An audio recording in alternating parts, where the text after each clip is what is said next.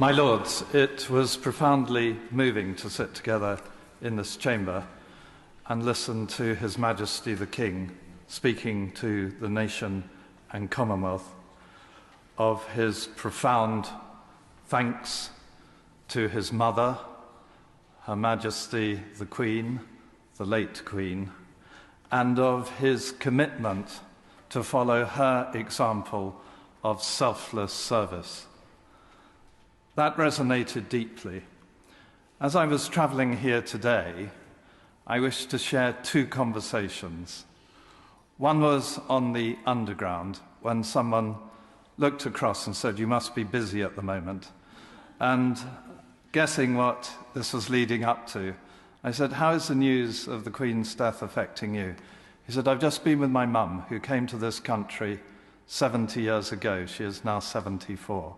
She has only ever known the Queen, and she is devastated. I too am full of sorrow." And on we talked. And then, to get here in good time, I hopped into a black cab. And the cab driver, when he knew where I was going, also put two and two together, dropped me off, and he said, "That one is on me, Father." We are all sharing in this. And so it is.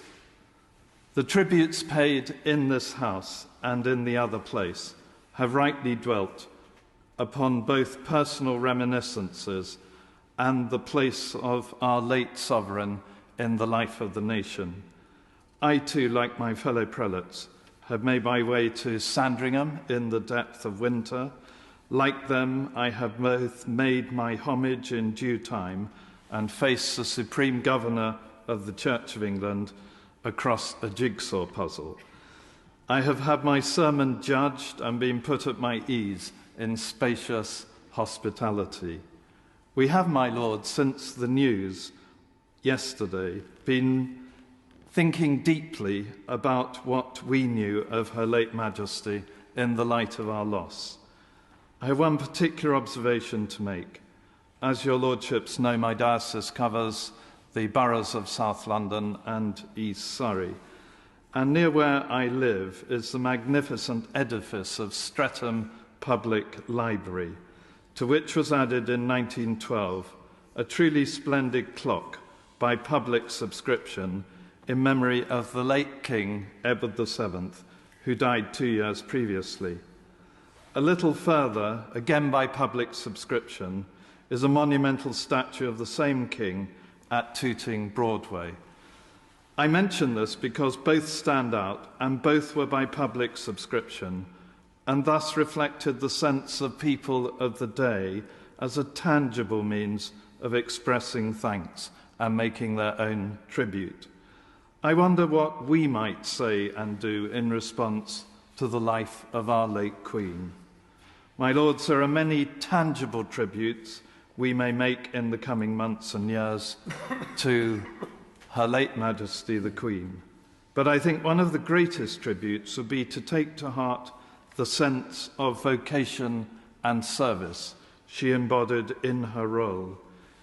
In an age where politics is dominated by great parties and economics by great corporations, is it not salutary that even those who wield political and economic power are in some sense accountable and defer to someone who personifies the unity and well-being of the nation, and in that person to find a pledge of lifelong service and integrity, one that is not shouted out but lived out year after year. One small anecdote. When my late sister-in-law, who was profoundly deaf, accompanied me during my time as Bishop of Woolwich, with the Royal Artillery moving from Woolwich down to Salisbury Plains, Her Majesty the Queen was there for this occasion.